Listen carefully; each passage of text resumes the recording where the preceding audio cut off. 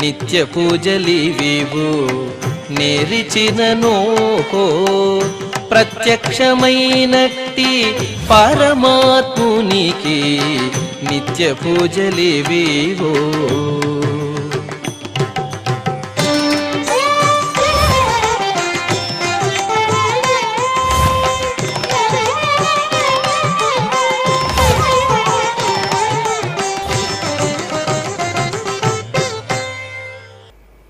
ఓం నమో వెంకటేశాయ.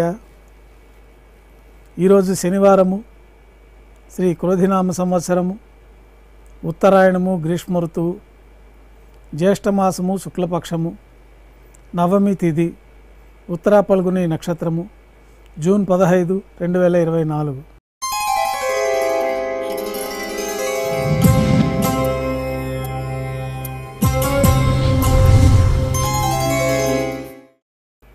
మాధ్యాహ్నిక ఆరాధనలో భాగంగా బంగారు పంచపాత్రలో శుద్ధ జలాన్ని నింపుకొని స్వామివార్లకు ఉపచారాలు సమర్పించి అష్టోత్తర శతనామాలతో అర్చన గావించి మాధ్యాహ్నిక నైవేద్యంలో భాగంగా అన్నప్రసాదాలు, పన్యారాలు ఘంటానాదం మధ్య నైవేద్యంగా సమర్పిస్తారు. అనంతరం భక్తులని సర్వదర్శనానికి అనుమతిస్తారు. ఉభయ దేవేరులతో శ్రీ మలయప్ప స్వామివారు బంగారు తిరిచిపైన వేంచేసి మేళ తాళాలతో ఊరేగింపుగా విమాన ప్రదక్షిణంగా సంపంగి ప్రాకారంలో కల కళ్యాణ మండపానికి చేరుకుంటారు. కళ్యాణోత్సవం ప్రారంభమవుతుంది.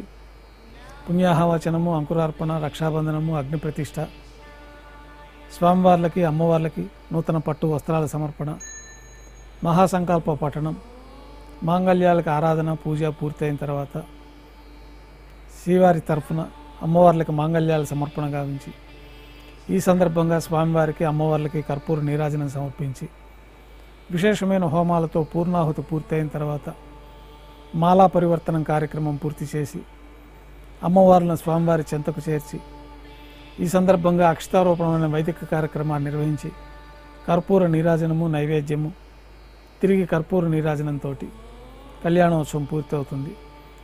కళ్యాణోత్సవ భక్తుల దర్శనం అనంతరం ఉభయ దేవేరులతో శ్రీ మలయప్ప స్వామివారి మేళతాళాలతో ధ్వజస్తంభం వద్ద గల అద్దాల మండపానికి చేరుకుంటారు.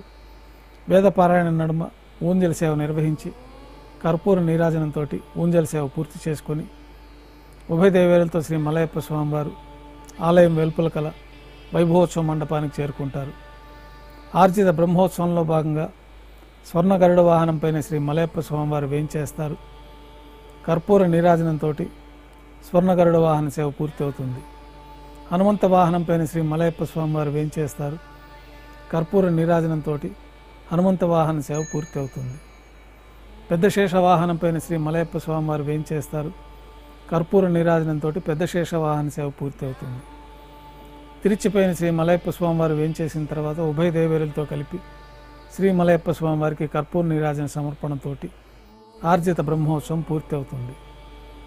సాయం సంధ్య వేళలో 1000 దీపాలతో అలంకరించబడి ఉన్న సహస్ర దీపాలంకరణ సేవ మండపానికి ఉభయ దేవేరులతో శ్రీ మలయప్ప స్వామివారు చేరుకుంటారు.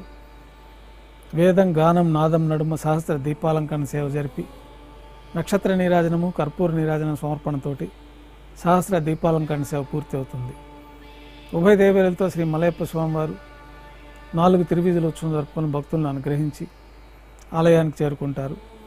ఆలయంలో బంగారు వాకిల్లో స్వామివారికి నైవేద్యం పూర్తయిన తర్వాత గర్భాలయంలో వేంచేస్తారు. వెంటనే రాత్రి తోమాల సేవ ప్రారంభమవుతుంది.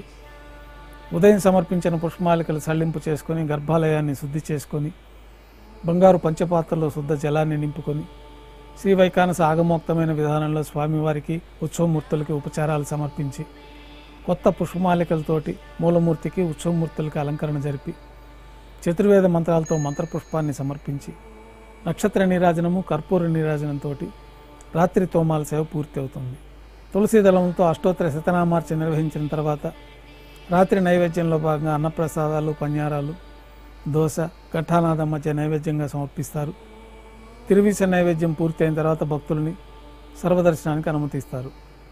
కొద్ది విరామం తర్వాత ఏకాంత సేవలో భాగంగా రాత్రి సమర్పించిన పుష్పమాలికలన్నీ సళ్లింపు చేసుకొని గర్భాలయాన్ని శుద్ధి చేసి బ్రహ్మ తిరువారాధన కోసమై బంగారు బిందెలోని తీర్థాన్ని పంచపాత్రల్లో నింపి ఏకాంత సేవలో భాగంగా కౌతుక బేరమైన శ్రీ భోగ శ్రీనివాసమూర్తి వారిని బంగారు పట్టు పాన్పు పైన వేంచేపు చేసి ఈ సందర్భంగా స్వామివారికి దారోష్ణమైన గోక్షీరము, జీడిపప్పు, ద్రాక్ష, బాదం పప్పు కలిపిన మిశ్రమాన్ని నైవేద్యంగా సమర్పించి కర్పూర నీరాజనంతో ఏకాంత సేవ పూర్తి అవుతుంది. ఓం నమో వెంకటేశాయ.